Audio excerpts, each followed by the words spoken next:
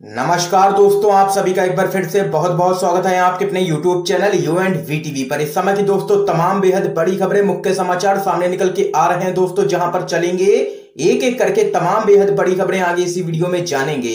लेकिन उससे पहले दोस्तों आप लोगों से एक छोटा सा निवेदन है कि अगर आप लोग भी यही मानते हैं कि बिहार में होने जा रहे विधानसभा चुनाव में एक बड़ा सत्ता परिवर्तन होने जा रहा है, तो आप लोग अभी इस वीडियो को लाइक करके लाल कलर के सब्सक्राइब बटन को दबा करके चैनल को सब्सक्राइब करके बेल के आइकन को जरूर दबा दीजिए दोस्तों, और लगातार हमारे साथ बने रहिए। दरअसल दोस्तों पहली बड़ी खबर सामने निकल के आ रही है, जान लेते हैं।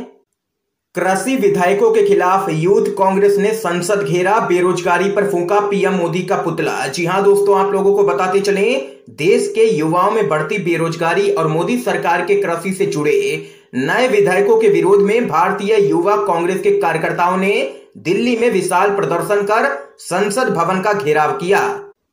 प्रदर्शन का नेतृत्व भारतीय युवा कांग्रेस के राष्ट्रीय अध्यक्ष कर रहे थे। प्रदर्शन के दौरान यूथ कांग्रेस के युवाओं ने प्रधानमंत्री नरेंद्र मोदी का पुतला भी दहन किया।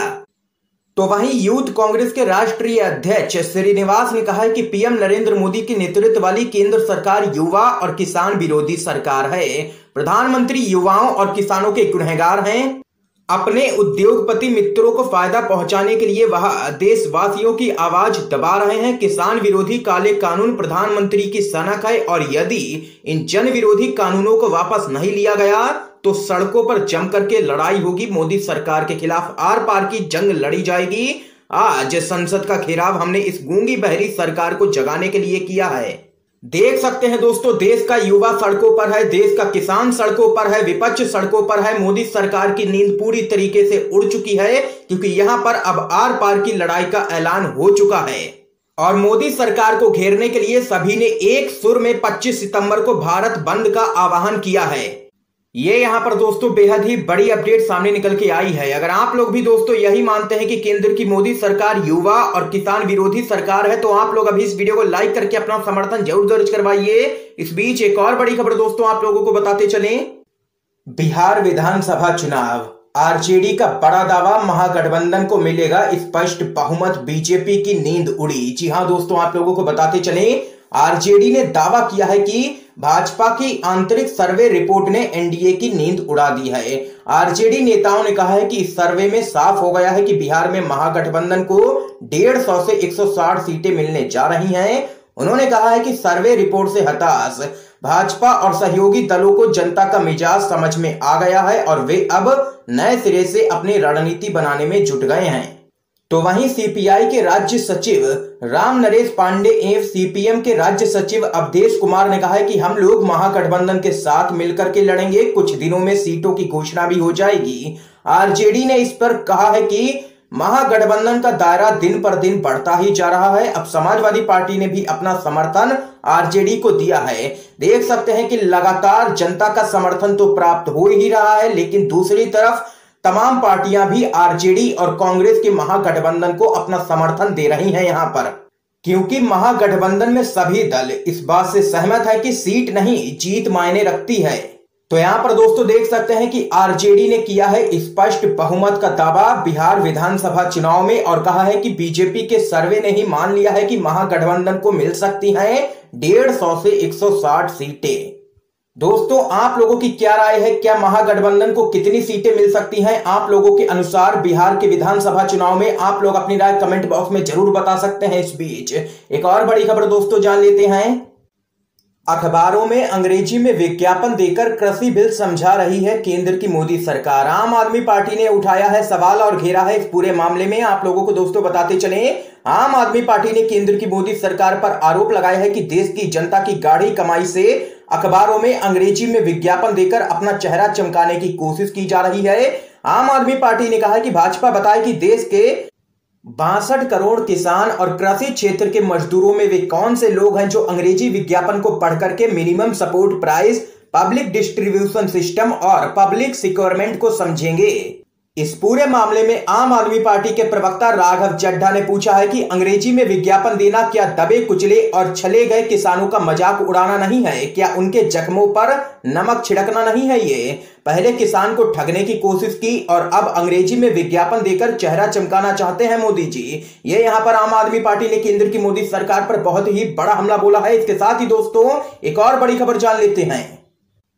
संसद में धरना खत्म कर विपक्षी सांसदों ने कहा अब सड़कों और गांवों में लड़ेंगे किसानों की लड़ाई। जी हां दोस्तों, आप लोगों को बताते चलें, कृषि विधेयकों पर सत्ता पक्ष और विपक्ष दोनों में से कोई भी पीछे हटने को बिल्कुल भी तैयार नहीं है। सरकार ने जहां विपक्ष के बहिष्कार के बीच कृषि से जुड़ा तीसरा विधेयक आवश्यक वस्तु संशोधन बिल राज्यसभा से पारित करवा लिया, तो वहीं संसद परिसर में रात भर धरना देने वाले 8 सांसदों ने धरना खत्म करने के बाद कहा है कि अब वह किसानों के साथ सड़क और गांवों में किसानों की लड़ाई को लड़ेंगे। तो वहीं तृणमूल कांग्रेस की निलंबित सांसद डोला सेन ने कहा है कि विपक्ष ने सदन का बहिष्कार किया है, इसलिए हम धरना को खत्म कर रहे हैं। अब इस लड़ाई को गांवों और राज्यों में लेकर के जाएंगे, किसानों के साथ देश भर में इन विधेयकों के खिलाफ अलग जगाएंगे। तो वहीं आम आदमी पार्टी के सांसद संजय सिंह ने कहा है कि सरकार ने किसानों के अधिकारों पर कुठाराघात करते हुए काला कानून पास किया है। सदन से निलंबित करके हमारी आवाज बिल्कुल भी नहीं दबाई जा सकती है। हम किसानों के साथ उनके अधिकारों की लड़ाई आगे भी जारी रखेंगे। ये यहाँ पर विपक्षी सांसदों ने कर दिया है ऐलान और मोदी सरकार के खिलाफ अब होगी आर पार की लड़ाई। इस बीच एक और बड़ी अपडेट दोस्तों सामने निकल के आ रही है, जान लेते हैं। बिहार के विधानसभा चुनाव में एनडीए में पड़ी बड़ी फूट। लोक जनशक्ति पार्टी यानी कि एलजेपी 143 सीटों पर उतार सकती है अपने उम्मीदवार। नीतीश कुमार की बढ़ी है मुश्किलें। आप लोगों को दोस्तों बताते चले, बिहार विधानसभा चुनाव की सुगबुगाहट तेज होने के साथ ही वहां की राजनीति में उठापटक की आहट आनी शुरू हो गई है। बिहार में एनडीए में बिखराव के संकेत मिल रहे हैं। सूत्रों ने बताया है कि लोक जनशक्ति पार्टी यानी कि एलजेपी 143 सीटों पर चुनाव लड़ने की तैयारी कर रही है। मुमकिन है कि अपनी पार्टी को लीड करने के लिए लोजपा अध्यक्ष चिराग पासवान खुद विधानसभा चुनाव लड़ सकते हैं। सूत्रों के मुताबिक एलजेपी यह मांग कर सकती है कि जेडीयू नीतीश कुमार को भी विधानसभा चुनाव में उतारे।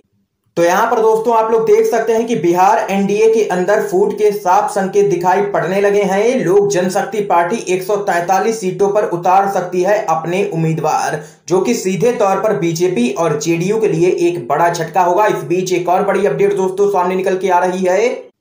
बिना वोटिंग के किसान बिल हुआ पास, तो कांग्रेस के सांसद बोले ये सरकार आहिस्ता आहिस्ता तानाशाही की तरफ जा रही है। आप लोगों को दोस्तों बताते चले, कांग्रेस के नेता और राज्यसभा सांसद अहमद पटेल ने किसान विरोधी कृषि बिल को बिना वोटिंग संसद में पास किए जाने पर अपनी कड़ी प्रतिक्रिया जाहिर की है। उन्होंने मोदी सरकार पर निशाना साधते हुए कहा है कि यह सरकार धीरे धीरे अब तानाशाही की तरफ जा रही है, जिसका अनुभव हमने संसदीय कार्रवाई के दौरान किया है। इस दौरान मोदी सरकार ने लोकतांत्रिक प्रक्रियाओं की धज्जियां उड़ा दी। सदन में जिस तरह से प्रतिपक्ष को बोलने का मौका देना चाहिए, संसद में सिर्फ सत्ता पक्ष की नहीं बल्कि प्रतिपक्ष की आवाज भी संसद में गूंजनी चाहिए। इस दौरान कांग्रेस पार्टी के नेता अहमद पटेल ने कहा कि मोदी सरकार के द्वारा लाया गया एग्रीकल्चर बिल ना तो किसानों के हित में है और ना ही राज्य सरकारों के हित में है। इसके अलावा यह बिल देश के गरीबों और श्रमिकों के लिए भी बहुत ही घातक है। ये यहाँ पर कांग्रेस पार्टी के राज्यसभा सांसद अहमद पटेल ने मोदी सरकार को लिया है निशाने पर और कहा है कि मोदी सरकार ने की है लोकतंत्र की हत्या और यह सरकार आहिस्ता आहिस्ता तानाशाही की तरफ आगे बढ़ रही है। ये यहाँ पर कहना है अहमद पटेल का। इसके साथ ही दोस्तों एक और बड़ी अपडेट सामने निकल के आ रही है, जान लेते हैं। आम आदमी पार्टी के राज्यसभा सांसद संजय सिंह ने कहा, हाँ मैं टेबल पर चढ़ा और माइक तोड़ दिया, लेकिन ये सब लोकतंत्र के लिए किया। आप लोगों को दोस्तों बताते चले, आम आदमी पार्टी के राज्यसभा सांसद संजय सिंह ने कहा है कि हाँ मैं अमर्यादित व्यवहार की बात को स्वीकार करता हूं। उन्होंने माना है कि वो सदन में टेबल पर चढ़ गए और माइक तोड़ दिया। इसके पीछे उनका तर्क है कि ऐसा उन्होंने लोकतंत्र बचाने के लिए किया है, किसानों को बचाने के लिए किया है। उन्होंने आगे कहा है कि सरकार को इस बिल के लिए देश से माफी मांगनी चाहिए। सरकार लोकतंत्र का गला घोटना चाहती है। तो वहीं संजय सिंह ने आगे कहा है कि विपक्षी सांसदों का कहना था कि बिल पर वोटिंग होनी चाहिए, लेकिन मोदी सरकार इसके लिए तैयार नहीं थी। दरअसल सरकार को शर्मसार होना चाहिए और इस बिल को लेकर के देश के किसानों से माफी मांगनी चाहिए। ये यहाँ पर संजय सिंह ने जोरदार हमला बोला है केंद्र की मोदी सरकार पर, और उन्होंने कहा है कि वो किसानों के हक की लड़ाई को लड़ते रहेंगे, संसद से लेकर सड़क तक मोदी सरकार के खिलाफ मोर्चा खोलेंगे। इसके साथ ही दोस्तों एक और बड़ी खबर सामने निकल के आ रही है, जान लेते हैं। बिहार के डीजीपी गुप्तेश्वर पांडे ने लिया रिटायरमेंट, लड़ सकते हैं विधानसभा का चुनाव। आप लोगों को दोस्तों बताते चले, बिहार के डीजीपी गुप्तेश्वर पांडे ने कार्यकाल पूरा होने से पहले ही ले लिया है रिटायरमेंट। वीआरएस को राज्य सरकार ने किया है मंजूर, लड़ सकते हैं विधानसभा का चुनाव।